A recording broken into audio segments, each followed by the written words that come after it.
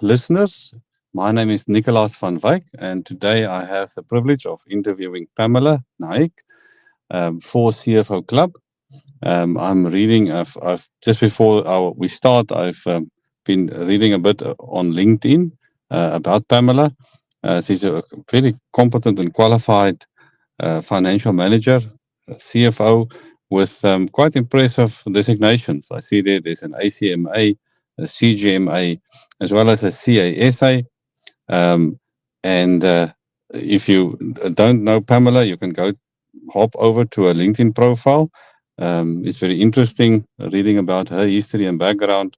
And as I said, it's a big privilege for us today to interview Pamela. So my name is Nicolaas van Wyk. I'm the CEO of the Chartered Institute for Business Accountants. And we started CFO Club back in 2016 when we registered our own designation for CFOs. There's a nice history behind that designation of ours. I think I got interested in the CFO profession when I did my MBA, and I saw how many CFOs or people with CTAs were doing their MBAs, and saw a number of other professionals from engineering and a whole bunch of different people interested in the C-suite. And the reason they were doing the MBAs was, well, obviously to move from being just an accountant into a more strategic operational role, like the CFO role has developed over the last couple of years. And that then got me thinking about the whole profession of being a CFO, what it requires. We did some research within the CFO Club and then developed a designation that we registered with SAQA, the South African Qualifications Authority, combining both the accounting aspects of being a CFO with the management role and acting at the board level. And hence, we not only started the CFO Club, but then registered a designation specifically for CFOs. I think we were the first in the world to do that. And then we started to look for partners and other associations with similar aspirations. And we found quite a number of CFO associations globally and started networking with them. And eventually that led to us founding the CFO Alliance, the International CFO Alliance, which is an umbrella body for different CFO associations from Brazil and Argentina, most of Europe, and the Americas. Currently, today, we represent 22 countries across most continents. And one of the strategic initiatives that the board adopted at its recent board meeting, the CFO Alliance, was to approach the European Union and establish CFO competency standards, given globalization and the movement required by CFOs to be able to work in different countries. We wanted to standardize and see if it's even possible to do that. And the European Union, just 2 weeks ago, at their first meeting on setting a competency framework for CFOs, and we represented on this entity, and from there, we obviously want to set up a global standard. But in this quest of ours to build a CFO standard, and because we want students to be able to, when they go to university, to make a choice about their career pathway, that where they will end up with, because as you'll hear, as the listeners to CFO Club, and as we interview Pamela, there's a big move from being just an accountant and then adding an 8 or 10 year experience and starting to develop different skill sets that eventually makes you a CFO. And the effort is to kind of see if we can map that. And hence these interviews that we do with very competent and influential CFOs like Pamela. Part of the discussion is to explore how a person becomes a CFO and how you acquire those skills that you eventually need. And it's quite interesting discussions, and I'm so much looking forward to speak with Pamela. And let me then read quickly about Pamela's background. Pamela is a financial manager at third-party channels, the MultiChoice Group. She's an experienced finance professional with extensive experience in the entertainment and leisure industry. She has demonstrated a remarkable ability to develop and implement financial strategies, reporting, and budgetary developments. She's also an expert in developing and introducing new processes to optimize business efficiency and productivity. And as I said, you can link up and maybe ask nicely and follow Pamela on a LinkedIn page and start collaborating. So let me then start with the first question. Pamela, could you share a little bit about yourself, your educational background, key qualifications, and other pivotal experiences or decisions that shaped your career? Okay, sure. Thank you, Nicholas, for the warm welcome. And yeah, for congratulations on the huge strides that CFO Club has made. And I'm proud to be a member of the CFO Club as well. So a little bit about me. I am a mom to 5-year-old twin girls. I served my articles at PKF Durban, and I got my BCom honors in accounting there. Following that, post articles, I joined Hollywood Sportsbook Holdings, which was my first exposure to the gambling industry.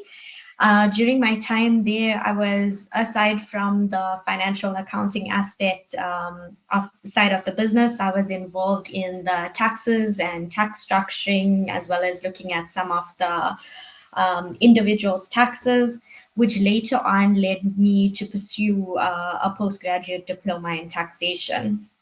I didn't really want to stop there. I looked into CMA and the UK qualification with CMA, and I pursued CMA thereafter, qualifying as a chartered global management accountant. Thereafter, I did most of the company training and engaged in a few short courses, but mainly focused on growing my family. And now that they're a bit older, and with the joint agreement that CMA and SICA signed, there was the opportunity then to dual qualify. So last year, I did the APT board course and wrote the SICA board exam. And this year, I received my membership to SICA as a CASA post completing the board exams.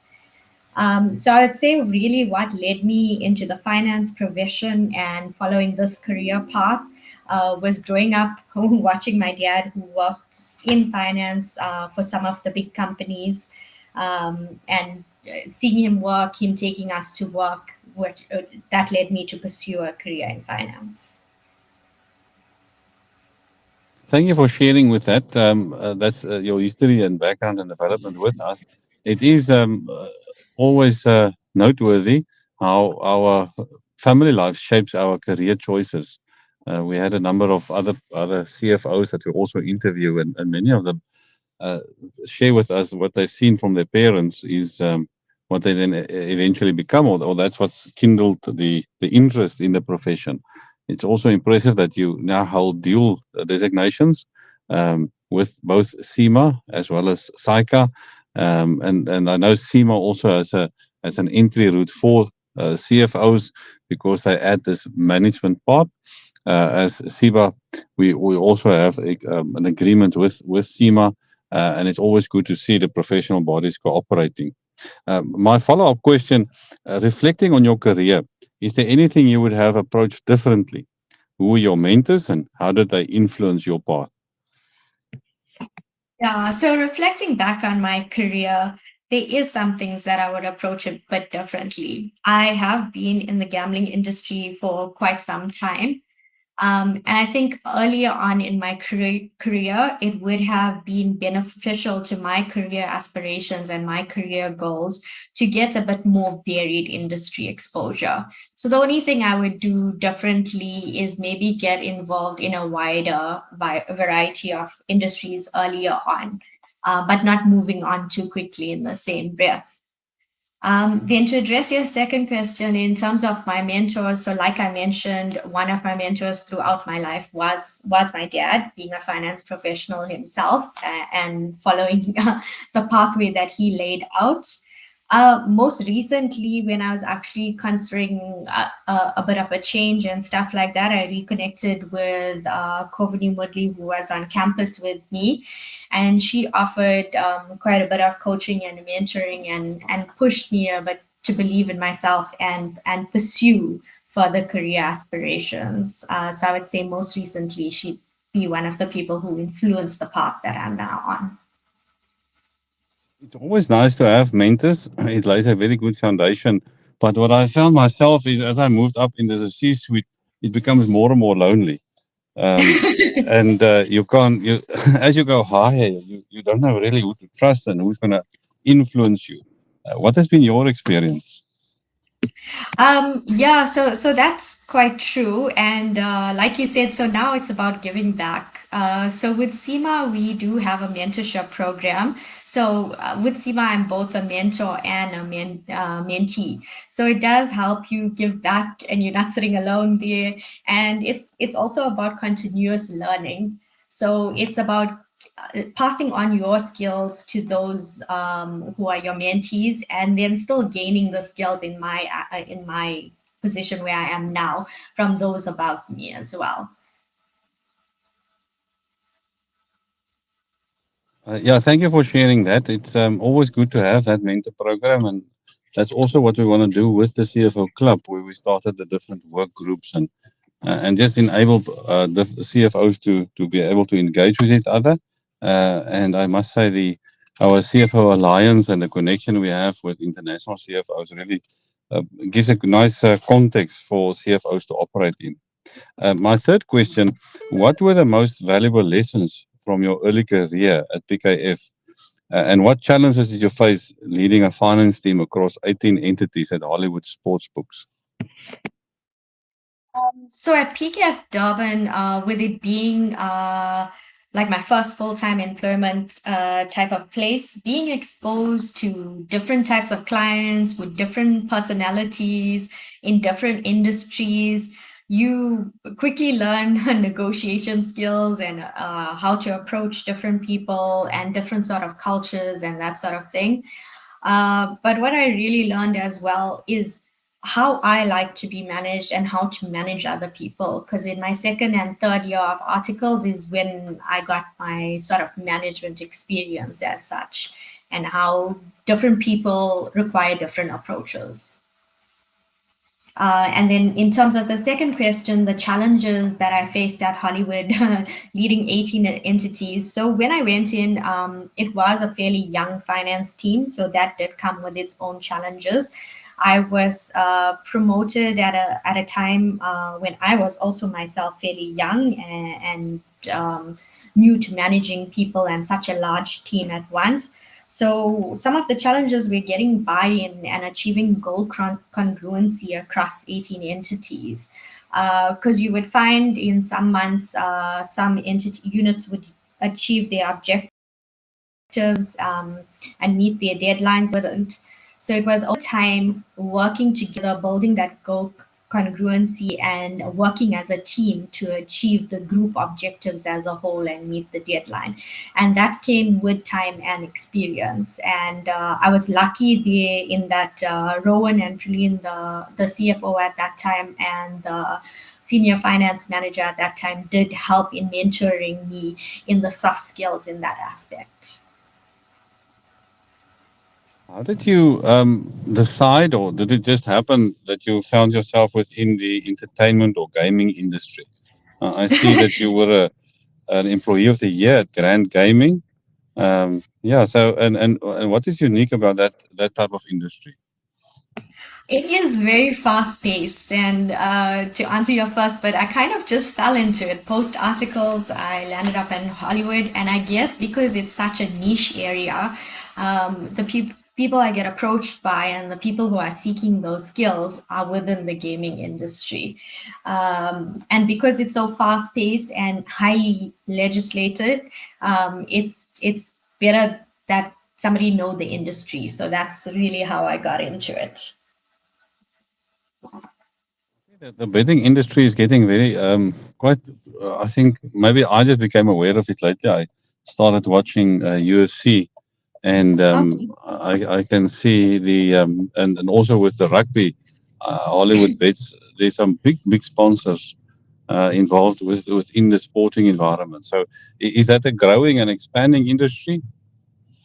It is a growing and expanding industry, especially in terms of online gambling. The growth has been phenomenal, but also still a portion of the gambling experience is on site. So what we've seen in recent years, while there has been huge growth within the industry as a whole, the online gambling is affecting the revenue of the unit gambling. So unless you can evolve and move with the times, there is that bit of impact. But revenue growth wise, we do contribute a large portion to the economy, and it is an industry that is growing in South Africa.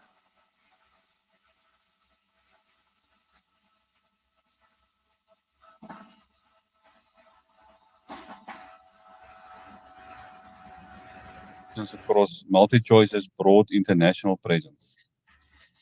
Sorry, I didn't catch that. I'm moving on to where you're currently employed with MultiChoice. So the Yes. question was, how do you navigate the complexities of managing financial operations across MultiChoice's broad international presence? Okay, so in terms of managing the complexities, a huge portion of that is understanding the macroeconomic factors and the what's happening in the markets in which we operate, the territories in which we operate, in order to be able to negotiate and to understand the market. We need to be able to understand the conditions under which our suppliers operate and our business units operate. A huge aid in that respect has been, technology and MS Teams and the likes. Us being able to hop on a meeting with somebody that's in the UK or in Dubai and just quickly resolve a matter. It has sped along business processes and stuff like that, and to be able to brainstorm with people from all over the territories we operate in. MultiChoice is quite a large company. Just correct me, that includes like DSTV and the Showmax, and what are some of the other brands in the group?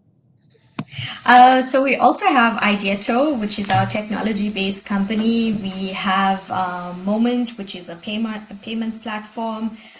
We do have an insurance house as well. So it's yes, it's mainly entertainment, but there are other facets of our business. So we are expanding as well.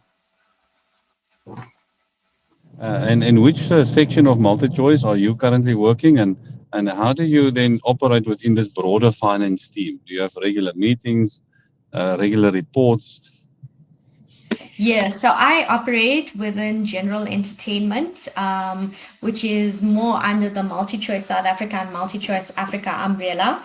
And my key role as the financial manager of third-party channels, like my title says, I deal mainly with the third-party channels, and then we have different FMs who deal with production and other aspects of general entertainment. But as an umbrella, I fall under general entertainment finance. We in-house, we do have weekly check-ins at FM level. We also have weekly check-ins with our teams to ensure that we're aligned as well in meeting the objectives. And then some of the executives, when we see quarterly in office, but they're also based in other offices around the globe. So with them there, when we do our weekly cap charts, they join online, or when they're in office, we have a one-on-one session with them as well. I want to ask you something, maybe more advice for myself in our own company, SIBA, the Chartered Institute. How do Yeah. I always see this? I don't know whether it's a conflict, but it's just different perspectives between finance and strategy or growth and marketing, where Yes. finance is historical looking and then making decisions on past performance, but marketing and strategy is always looking for the new innovation. How do you manage the conflict between those two? Yeah, that's the age-old question. So, from our side, like in my current role, it is forward and historical looking to an extent. And in the current climate that we operate in, it's very much on managing costs. So yes, marketing will come with their proposals and their big plans, and it's balancing those against meeting our other objectives, which are cost savings and that sort of thing. But it's also, we don't want to hold them back or be a deterrent to their creative ideas and that sort of thing, which in a sense may grow the business. So it's evaluating the revenue that it's going to generate against the cost and basically working out your return on investment or your profitability of that specific project. And that's essentially what it always comes down to. So it does, to an extent, come down to the numbers, because at the end of the day, as part of growing the business, is it has to be financially feasible. But yeah, there is conflicts between marketing and finance where they have some big plans and big ideas, and we have to find the budget for these big plans and big ideas, but it's working with them as opposed to against them. All right. What advice would you offer to those aspiring to become financial managers or CFOs? And what non-traditional skills do you see as increasingly important in finance? So I would say for those aspiring to become financial managers and CFOs, I would say you would need to have a clear path and goal in mind of where you want to be and how you want to be get there. And then I think you really need to be intentional about the steps you take to get there, in showcasing your skills, in adding value at the companies you work at so that you get noticed. They say the best form of praise is something that comes from somebody else, where they've given praise to you, but you don't know about it. They've told your manager, oh, XYZ has done this really well. Then also it's finding a mentor, somebody who's gotten to where you want to be, and learning from them, and you know, uh, finding out how they got to where they want to be and how to tackle the challenges that you will encounter on your way up. And then joining bodies like the CFO Club, and with them creating the key competencies of a CFO will help narrow down that pathway to the career choice, which hasn't really been available in the past. It's been a kind of, up in the air about how to get there. But with having a pathway and a roadmap as such, if that's really something you want to pursue, then yes, having a mentor and following those key competencies will help get you there. Those competencies that you just mentioned, when we did our research on the designation that's specifically designed for CFOs, we did find quite helpful documents and research that split the competency, I suppose, into four roles, like the steward, the operator, the catalyst, and the strategist. And of those three, I suppose equally important, which one do you think is giving the CFO the cutting edge or the advantage, the biggest advantage for the business?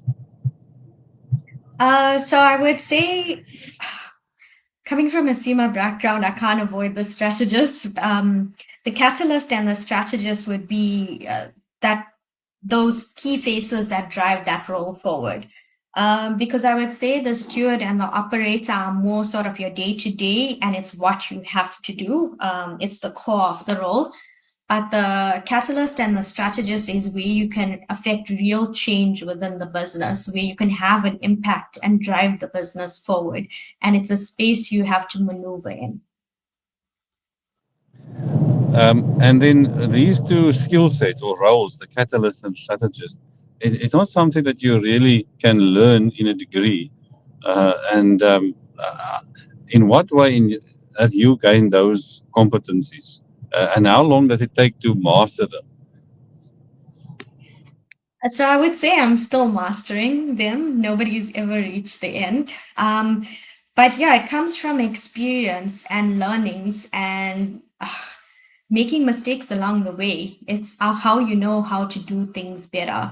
But your experiences really drive the way you think and the way you move forward. So I would say from my side, in terms of the catalyst and the strategist, To an extent, my qualifications has helped because CMA is very strategy based. But in terms of the actual companies and the actual putting it into practice, that comes with experience and exposure.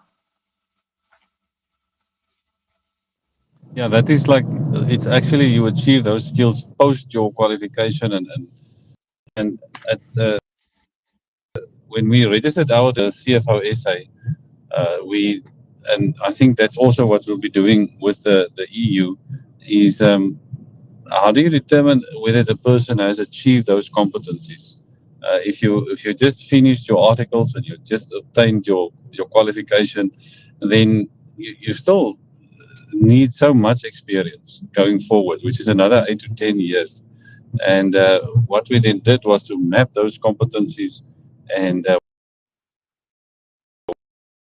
achieve them, and we assess and award a designation. So it's a little bit different than our traditionally professional bodies has awarded designations. But Pamela, it was a great interview to do with you and to have you on the CFO Club podcast. It's nice that you're a member of the CFO Club, and I'm sure you'll be interested to hear that we plan another CFO tour. The CFO Club does these annual CFO tours where we take a group of, let's say, between 20 and 30 CFOs, and we attend the annual CFO Summit that we host with our international counterparts. And this year we'll be in Italy again. And we'll soon be issuing those requests for people to want to attend. It's really worthwhile. We spend about 2 or 3 days just touring the city, the different areas that we go to in Italy, those historic areas. And then we attend the conference for 2 to 3 days, engaging with international counterparts, learning more about the Italian economy and what's the main issues for Italian CFOs at the moment. And what we do find, then there's a lot of business opportunities and networking for engaging with potential clients that you want to provide for, even suppliers into the local industry. So hopefully I'll see you on joining us on the CFO tour. It's scheduled for mid-September, if you can diarize that. Sure. Thank you so much for your time, Nicolaas. And yeah, that sounds very exciting, the developments that are still ongoing at the CFO Club. And yeah, I'll await the correspondence. Thank you very much, Pam. And then concludes our podcast. You have done the work.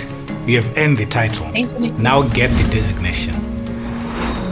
Cyber's most sought after CFO SA designation gives you the credibility and objective recognition of the 34 competencies that you have mastered on your route to becoming a CFO. Cyber's most sought after CFO designation gave me the credibility and objective recognition of the 34 competencies that I have mastered on my route, grounded in an internationally recognized competency framework requiring knowledge and experience in strategy, operations, and finance. Being part of the CFO Club Africa opens you up to a network of CFOs. The CFO SA designation is relevant to you if you have experience in performing various finance executive functions within the finance department. Being part of this elite group of modern CFOs helps you grow alongside your peers in a valuable source of advice on leadership challenges. If you are looking to demonstrate your leadership abilities to the future employers, then this designation is for you. Apply now. It's time to step it up. Become a finance leader and get recognized as a CFO. This is your Cyber.